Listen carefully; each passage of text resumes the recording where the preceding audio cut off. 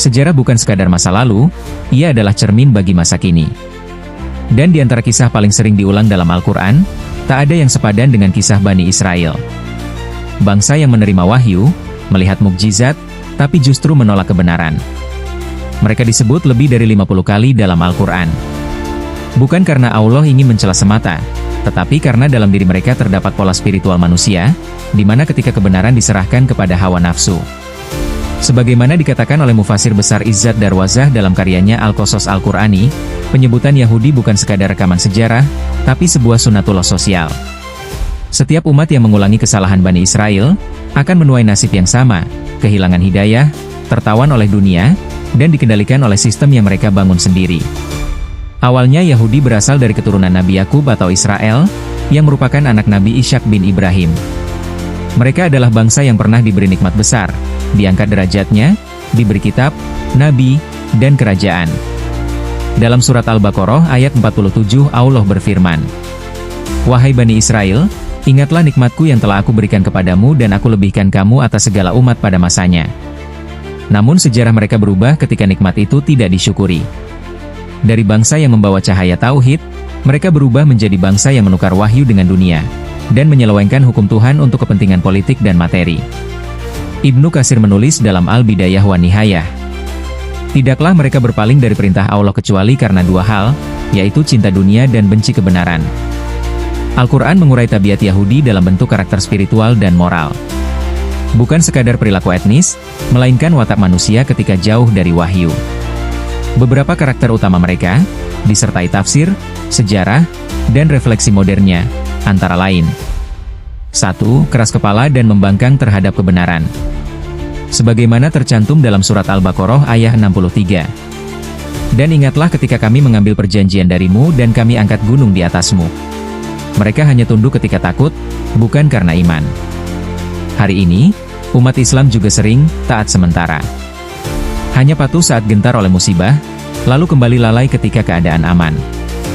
2. Mengubah kitab dan menyembunyikan kebenaran. Sebagaimana tercantum dalam surat Al-Maidah ayat 13. Mereka mengubah perkataan dari tempat-tempatnya.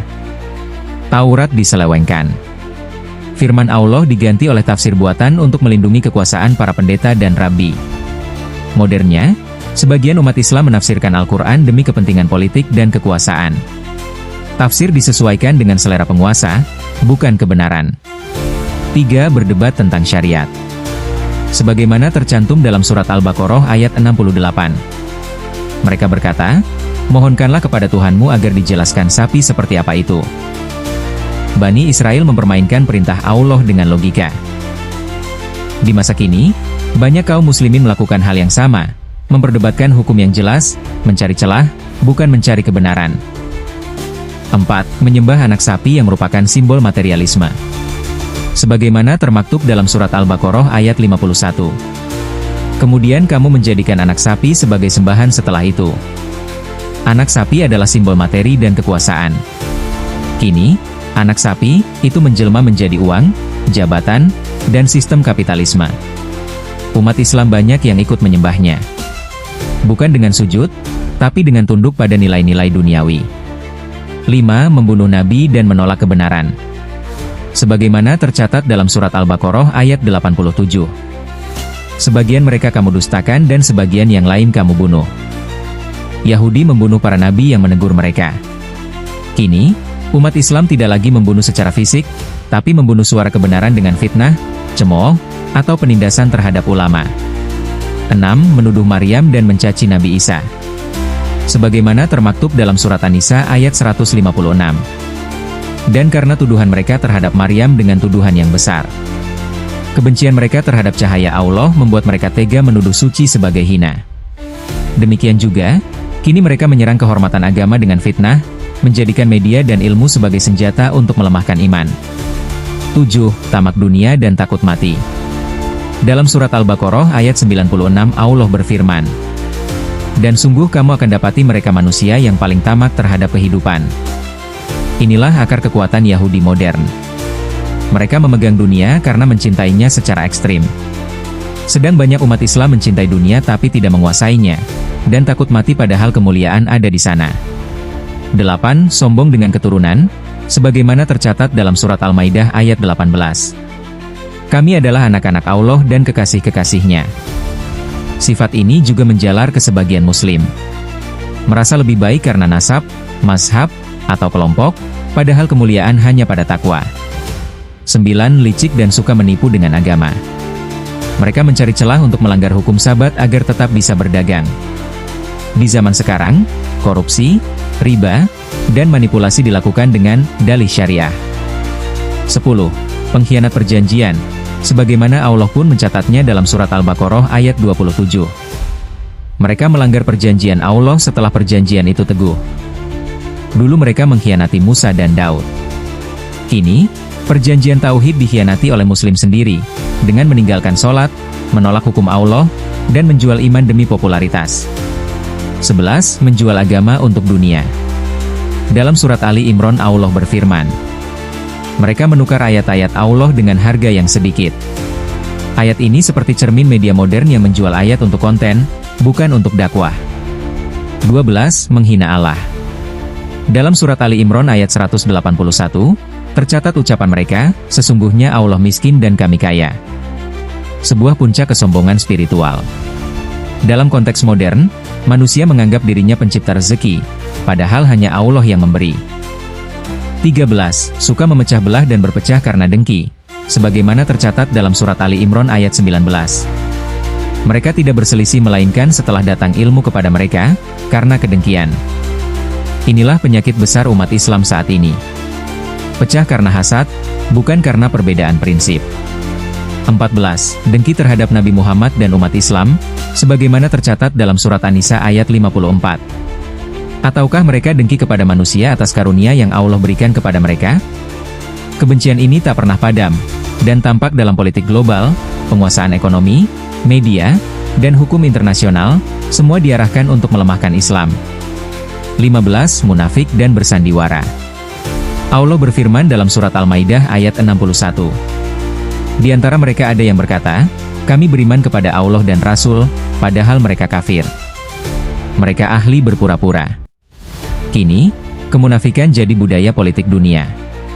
16. Menyembunyikan kebenaran yang mereka tahu. Allah pun berfirman dalam surat Al-Baqarah ayat 146. Segolongan di antara mereka benar-benar menyembunyikan kebenaran, padahal mereka mengetahuinya. Hari ini, banyak ilmuwan tahu kebenaran wahyu, tapi memilih diam karena tekanan sistem sekuler. 17. Hati yang keras seperti batu, sebagaimana termaktub dalam surat Al-Baqarah ayat 74. Kemudian setelah itu hatimu menjadi keras seperti batu. Mereka menyaksikan mukjizat tapi tak tersentuh. Kini, manusia menyaksikan tanda-tanda Allah di langit dan bumi, namun tetap lalai. 18. Tidak bersyukur atas nikmat, sebagaimana tersurat dalam Al-Baqarah ayat 61. Kami tidak tahan dengan makanan yang hanya satu macam makanan saja. Sifat kufur nikmat kini menjalar. Manusia tak lagi bersyukur, tapi terus menuntut. 19. Menolak kebenaran karena sombong, sebagaimana tersurat dalam Al-Baqarah ayat 89.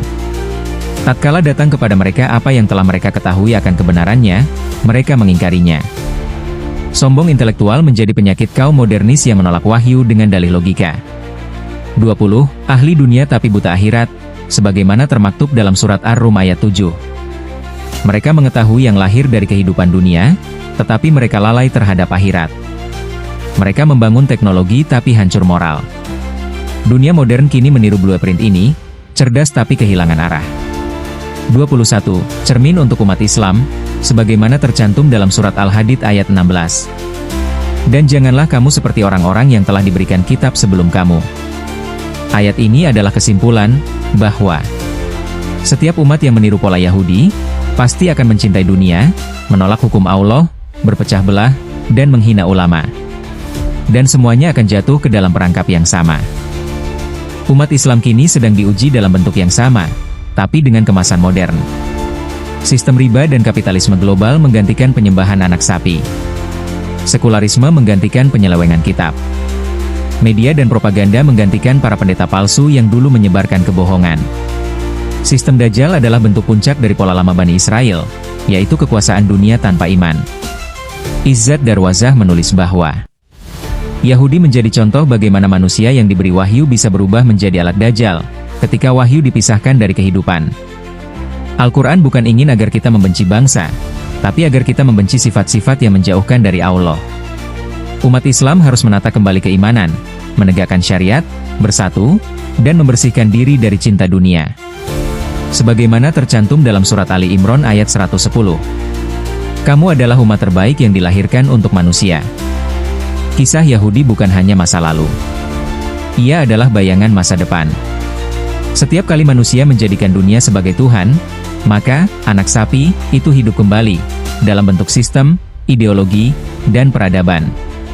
Dan tugas umat Islam bukan untuk mengikuti mereka, tapi untuk menjadi cermin kebalikannya. Menegakkan tauhid di tengah dunia yang menyembah materi, dan menyalakan cahaya iman di zaman yang penuh tipu daya. Allah berfirman dalam surat Al-Hasyr ayat 2. Maka ambillah pelajaran, wahai orang-orang yang mempunyai pandangan. Al-Quran memaparkan sejarah Bani Israel bukan sekadar untuk mengenang masa lalu, tapi untuk menyingkap pola berulang dalam peradaban manusia. Allah memperlihatkan bahwa setiap kali manusia meninggalkan wahyu dan menggantinya dengan rasionalisme, ekonomi, dan kekuasaan, maka pola Bani Israel akan bangkit dalam wujud baru. Allah berfirman dalam surat At-Taubah ayat 69. Seperti halnya orang-orang sebelum kamu, mereka lebih kuat, lebih banyak harta dan anak-anaknya, tetapi mereka bersenang-senang dengan bagiannya, dan kamu pun bersenang-senang dengan bagianmu sebagaimana mereka bersenang-senang. Bani Israel adalah simbol peradaban wahyu yang berubah menjadi peradaban duniawi. Mereka tidak lagi menjadikan Allah sebagai pusat, tetapi menjadikan diri dan ekonomi sebagai Tuhan. Dari sinilah lahir budaya materialistik, etnosentris, dan anti-kenabian, yang di kemudian hari menjadi dasar ideologi modern, sekularisme, liberalisme, dan kapitalisme global. Dalam banyak hadits, Nabi menyebut Al-Masih Ad-Dajjal sebagai fitnah terbesar akhir zaman. Ia digambarkan membawa surga dan neraka palsu, menipu manusia dengan kekuasaan dan teknologi, serta memerintah dunia dengan sistem global yang tampak canggih tapi batinnya kufur. Imam Ibnu Katsir dalam An-Nihayah fi Al-Fitan wal Malahi menyebut bahwa Dajjal adalah simbol peradaban yang memutarkan dunia tanpa iman. Dan menariknya, Dajjal disebut oleh banyak riwayat muncul dari kalangan Yahudi sebagai kelanjutan spiritual dari watak Bani Israel yang menolak Isa dan Muhammad. Ini menunjukkan keterhubungan ideologis, bukan sekadar biologis. Yahudi dalam Al-Quran menolak wahyu, Dajjal menolak semua wahyu. Yahudi menuhankan emas, Dajjal menjadikan ekonomi sebagai agama. Yahudi menyelewengkan kitab, Dajjal memutarbalikan realitas melalui teknologi dan media. Dajjal tidak berperang dengan senjata, tapi dengan penguasaan sistem.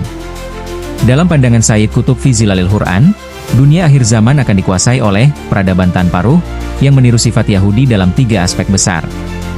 1. Ilmu tanpa iman, di mana mereka ahli dalam teknologi dan sains, tapi kosong dari tauhid. Itulah karakter Yahudi yang kini menjelma dalam peradaban modern. 2. Ekonomi tanpa keadilan.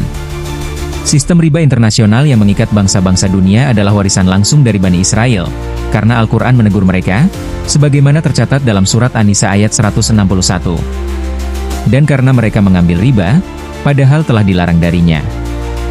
Riba adalah darah sistem Dajjal.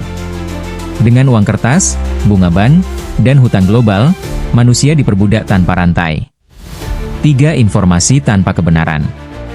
Yahudi dahulu memutarbalikan ayat. Kini, dunia memutarbalikan fakta melalui media global.